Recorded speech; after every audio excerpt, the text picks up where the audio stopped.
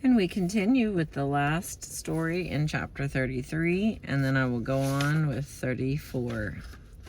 It is hot, so my phone's getting hot and shutting off. So the wind is kicking, but I so badly want to finish this book. I'm going to try again. So, chapter 33, From Rage to Survive, Etta James story. In addition to getting me into the Hall of Fame, Jerry Wexler got me another album deal in 1992, this time with Bob Krasnow at Elektra. The Third Island album, which had 3 of my own productions, was called How Strong Is a Woman. I called my Elektra date The Right Time, because that's how things were feeling. I was ready when I learned Jerry himself wanted to produce me again, and glad and glad when he decided to cut it in Music Shoals, Alabama, home of good memories for us both. Jerry got Hank Crawford, Ray Charles' original arranger, and a super soulful saxist to write the horn charts. We were set. The big bonus was Steve Winwood, who came all the way over from London to sing a couple of duets. Talk about an English gentleman. Steve's the kindest cat you'll ever meet. He is a real soulman, and the tune that made it on the album, Alan Toussaint's Give It Up, is burning. I'm also partial to Let It Rock, a song I wrote with Josh Sclair, a fabulous guitarist who had become my band leader. I wrote it back in 1991 when I had this flash about L.A. Something's burning. There's smoke everywhere. I was describing my old neighborhood, talking about the fort in the heart of South Central L.A., where I'd lived for some 30 years before moving to Riverside. By the time the song came out, the riots had come and gone. The fort stood still, but the hood was demolished. Making the record, Jerry and I almost demolished each other. He was determined to pick out every song. Finally, I gave in. He was also hell-bent on shaping my every vocal nuance, but there I didn't give in. We fought, but in the spirit of a loving father and a rebellious daughter. I love the man, I truly do, even though I know he's impossible. The result was more a Jerry Wexler album than an Etta James, but the critics were crazy about it. A lot of the critics are Jerry's friends, and I was nominated for still another Grammy, and still didn't win. For all our headbutting, I cherish my studio days with Jerry. He's the chief rabbi of rhythm and blues. Musically, I was on a roll. I'd formed the Roots band some time back and was blessed to find the baddest cats. For years, Keith Johnson was my main advisor, a behind-the-scenes guy who taught me new songs, nuances, and musical attitudes. Bobby Murray burned on blues guitar. Mike Finnegan played organ and sang his butt off. Richard Cousins, who'd been with Robert Cray, came over as my super funky bassist. Danto was rock steady on drums, not to mention pianist Dave Matthews and Richard Howell on tenor. In the 80s and 90s, I learned to appreciate the rage in rap. I heard it as an expression of fury. I learned to appreciate some of it's outrageous, some of it's dirty, some of it's downright stupid, but some of it is brilliant. I think it's cool that black kids invented a form of their own, a new language and a new poetry. I admire how they sample and scratch. I like how their art came off the streets. It's honest and raw and based on the beats of the masters of the past. James Brown and Sly and George Clinton. Masters of the present, Dr. Dre and Snoop Doggy Dogg, are something else. I also admire Queen Latifah. She's a feminist who stands up for her beliefs. I don't subscribe to the school that says great soul music is dead. That's usually some old fart talking, remembering his youth while forgetting that new generations are entitled to cultures of their own. Personally, I hear singers today just as good as the singers I came up with. Aaron Hall reminds me of Johnny Watson. K.C.I. Haley of Jodeci is bad. I love Babyface as a writer, producer, and singer. R. Kelly sings his ass off and is a motherfucker of a producer. Among the women, I like Toni Braxton, Mary J. Blige, Brandy, and Aaliyah. I could go on and on. As far as I'm concerned, soul music is safe and sound. Hip-hop has only added more flavors to the stew. Keep the pot boiling. All right, now chapter 34 has 1, 2, 3, 4 pages, okay? But it's already hot, so let's do this. Chapter 34, Swap, Meet, Girl. I put on my fuzzy red slippers, pair of jeans, maybe a denim shirt with a couple of choice grease stains, and don't bother to strap on a bra.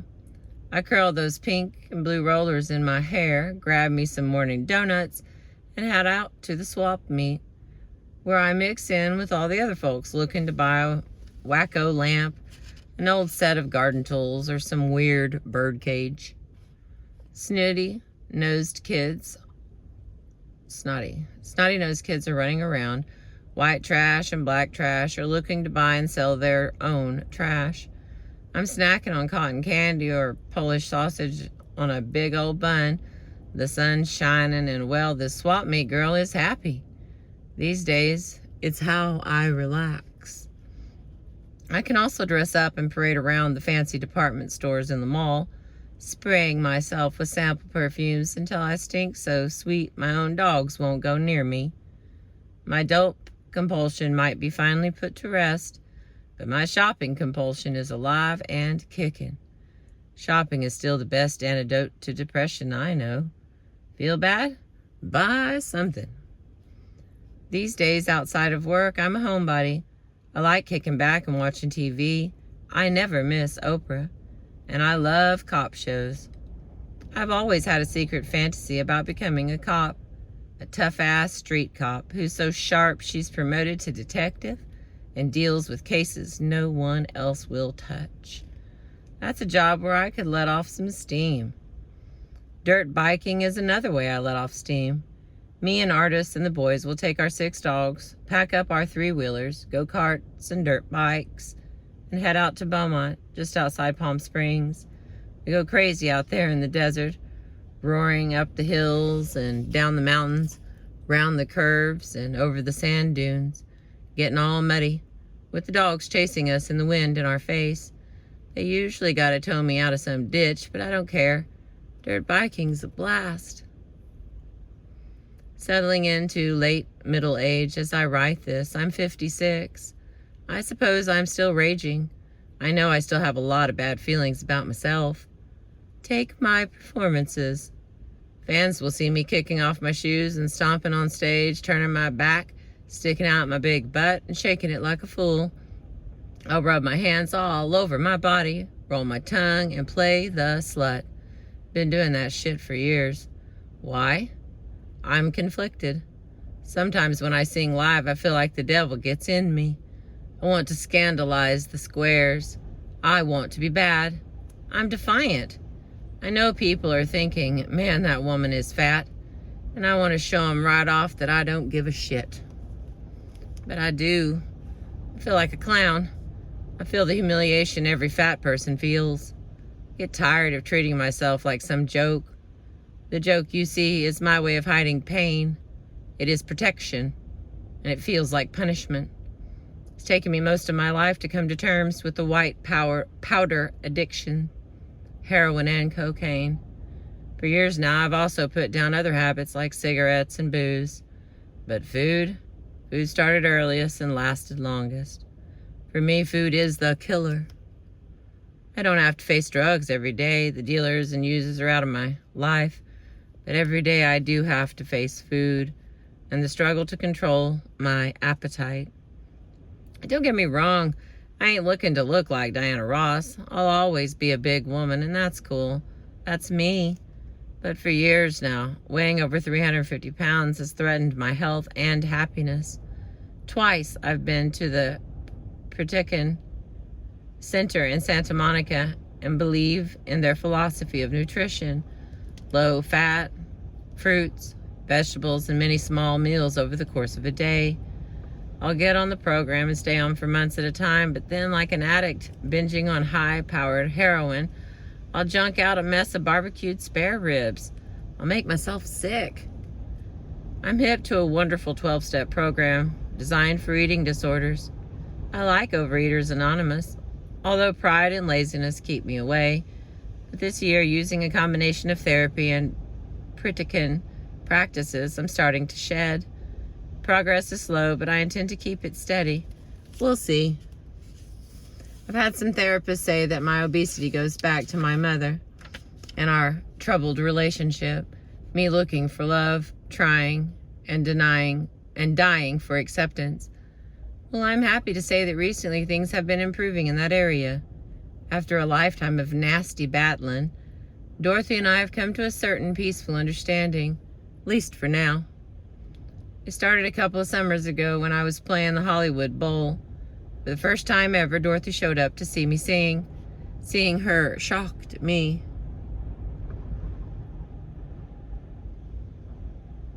And Dorothy being Dorothy, there was lots of commotion before the show. She was cussing out Ross Locke, my wonderful road manager. He's the best in the business, and everyone else in sight. She came back to my dressing room and started talking shit, but I tuned her out. She sat on the first row next to Aaron, Pat Canna's little boy. I didn't see Dorothy, but afterward Aaron came back to my dressing room and said, "Aunt Etta, your mother was crying when you were singing that song, 'A Lover Is Forever.'" "She was?" I asked. "She sure was crying," said Aaron, and looking up at the sky and the stars. I asked her if she was sad, but she said no. She was crying because she was happy. Then she showed me this ring on her finger and told me it was a gift from you. Just then, Dorothy walked into the dressing room, her face still streaked with tears. "You know, darling," she said with a sweetness in her voice I had never heard before, "you're fantastic. You really are." And the next story.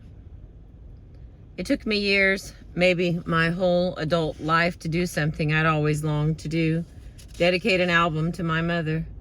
In 1993, I signed up with Private Music and told the president, Ron Goldstein, I wanted to record my first all-jazz album, concentrating on songs associated with Billie Holiday, Dorothy's idol. "Great, Etta," Ron encouraged me.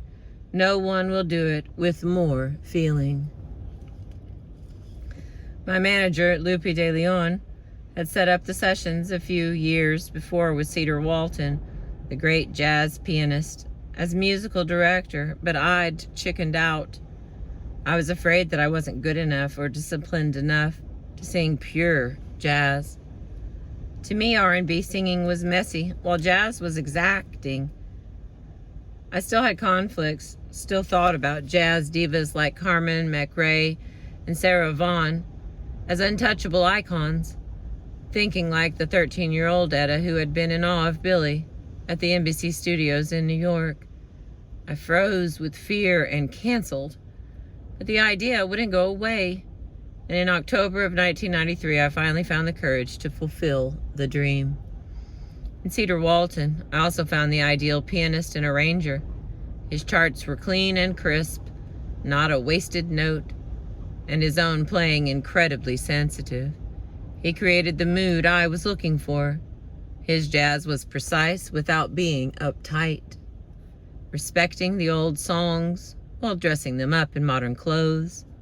That allowed me to pay my respects to Billie, not by imitating her, but by singing in my own style. That style was calmer than ever before. Didn't want to over-riff or outdo anyone. Over the years, I've had artists come to my gigs and sing with me, challenging me to a duel. I never took them up on it, thought it was stupid. To me, singing isn't fighting, it's singing. And for Billie, I wanted to go inside, quiet down. I was blessed with a producer, John Snyder, and musicians who understood what I needed. John left me alone to reach the natural feeling. Red Holloway was on tenor, playing with tremendous heart, and out of my own roots band I brought Ronnie Buttacavoli on trumpet, Josh Sclair on guitar, and Craig Kilby on trombone. All the songs seemed to carry personal meaning. They were mirrors, letting me look at myself. I'll Be Seeing You reminded me of Uncle Frank, my guardian angel. He'd go around rattling the change in his pocket while whistling the song. Uncle Frank's been dead for years, but when I've been in trouble, I've felt him hovering over me, and I've heard him whistling, I'll be seeing you. He had the strongest, purest whistle you'd ever want to hear. Once over the Atlantic, coming home from Europe, the jumbo jet flew into a raging storm. It was one of those nightmare times when your heart is in your mouth and you're frozen with terror. Man, I was panicked when suddenly I heard that beautiful whistle, Uncle Frank whistling, I'll be seeing you, just as sweet and calm as he could be. Well, my heart calmed down and I made it through the trip. I know he was there with me. And when he died New Year's Day in 1983, I was there with him, reading him Job from the Bible and doing my best to let him know it was all going to be all right. How Deep is the Ocean was something I sang with the Peaches, the girl group I helped form when I was 13. It was one of the songs we did for Johnny Otis. We also used to sing For All We Know. I'd been wanting to sing The Very Thought of You since I heard Albert King do it. Blues singers aren't supposed to be able to sing ballads, but don't you believe it. Albert put so much fire in that song it nearly explodes. Little Jimmy Scott's version of I'm Afraid, The Masquerade Is Over, is the one I remember best. I think Jimmy was influenced by Billy. Everyone was. But he had his own amazing way of turning a ballad inside out, and he sure influenced me. Songs like Don't Explain and You've Changed cut so deep because of the man-woman thing. Billy sang about heartache and disappointment better than anyone. She couldn't lie in her lyrics. The woman just didn't know how to fake feelings. Finding the right man, being fooled by the wrong man. Hell, these are the sure enough facts of life. Body and Soul, of course, is one of the great songs of life. When I first heard Cedar's arrangement, I called him Baby Count because of that big, fat, bassy groove. He did the same thing with I Don't Stand a Ghost of a Chance with You. It's got this slick slide and stutter feel that lets me relax, and I do believe that relaxation is the key to righteous jazz singing. My mother used to play Embraceable You by Errol Garner. I'd sit and marvel at all Garner's ideas. He was a piano player who phrased like a singer, or maybe it was the singers who phrased like Errol. I also remember going up to Johnny Guitar Watson's house after the gig, even after the after-hours sessions, when he'd sit at his piano and sing songs like Embraceable You. Johnny tore up the blues and also sang ballads pretty enough to make you cry. Johnny will always be my man. For me, the man I love and the lover man are pure Billy. They're lonely songs. They're longing songs. Yet for all the pain in her voice, she sang them like a woman dead set on surviving. Maybe that's the one thing about both ladies, Dorothy and Billy, that means the most to me. For all their faults and weak points, there's also a strength in them that I hope lives inside me. The strength is about survival, going on, getting through, making your point, singing your songs in a way where you don't compromise a damn thing. Whatever you say about Dorothy, she's an incredibly strong woman. I'm glad my mother isn't some little old blue-haired lady making apple pies and doilies. I'm glad my mom is hip.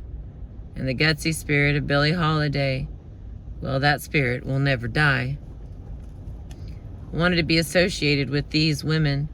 So I called the record Mystery Lady, and much to my surprise, it won my first Grammy for Best Jazz Vocal. After 40 years of singing R&B and blues, it was funny to finally win as a jazz singer. No matter, I was glad I accepted the mystery. People have asked me about who the Mystery Lady is. Well, she's my mother and Billie Holiday. When all is said and done, the Mystery Lady is also me. Right now I'm planning a new record, calling it Time After Time. I'm using my power to turn my passion and pain into song. I want to go back to the studio and rage a little more, even if these days a calmer rage is stirring my soul. I'm getting Cedar Walton to back me on some ballads that have been haunting me my whole life. I'm at the point where I'm singing just what I want to sing. Songs like Don't Go to Strangers, made famous by Etta Jones. Me and Etta were always confused for each other, and now I suppose I'll only be adding to the confusion. But that's all right. The song fits me. I've learned to live with confusion. I've learned to live with rage. In some ways, it's my rage that keeps me going. Without it, I would have been whipped long ago. With it, I got a lot more songs to sing. And that is the end of our book. Rage to Survive, the Etta James story.